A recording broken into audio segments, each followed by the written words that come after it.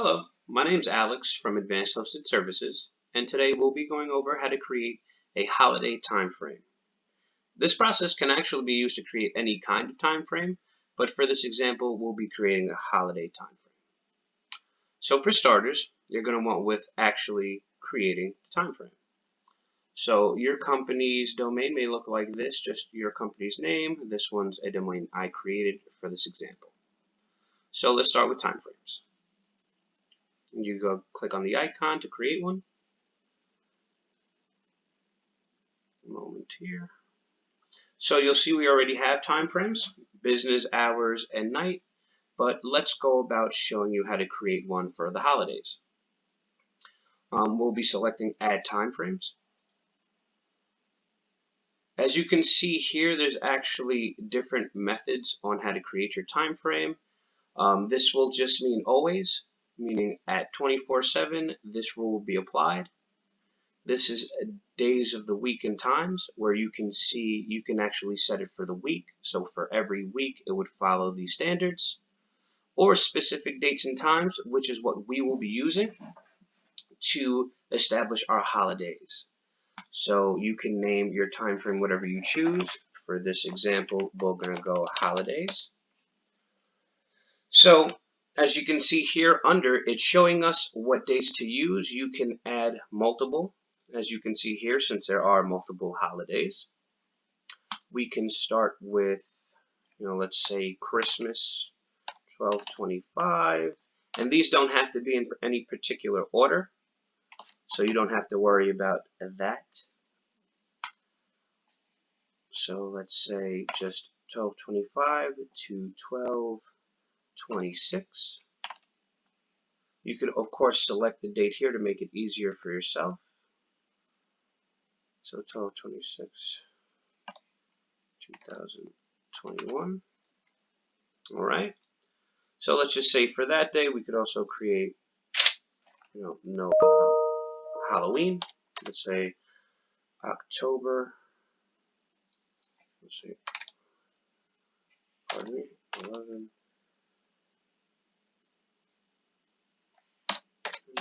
21, 30, 20. As you can see here, you could just create any dates that you would choose. Let's go 11-1-21. As you'll see, it will create the date here. So, just simplistically, this is just stating, if you look at the range from 12/25/2021 from 12 a.m., so meaning that night or early that morning, however you choose to look at it, to 12/26/2021. So this is saying that this rule will end at 12 a.m. on the 26th. Okay? This is not to confuse it with, this will also apply for that day. This will end at 12 a.m. on that day. Okay? So as you can see, you could put many more dates. Obviously, there's more holidays, but for this example, let's just save that. Okay? Oh, actually, let's delete these sides. Let's just save these two. So now, the way to apply this, okay?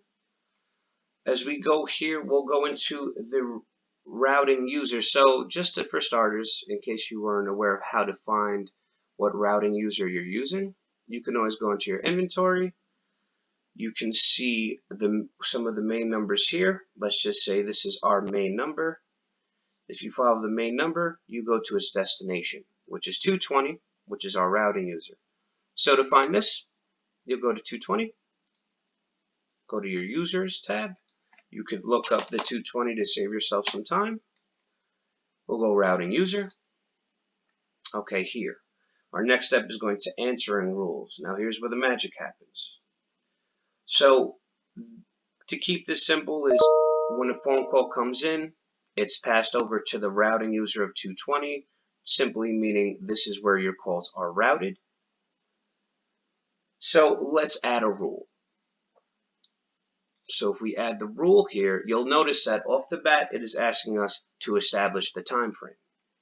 So we're making this one for holidays, and you'll see holidays here since we created it. So let's select it.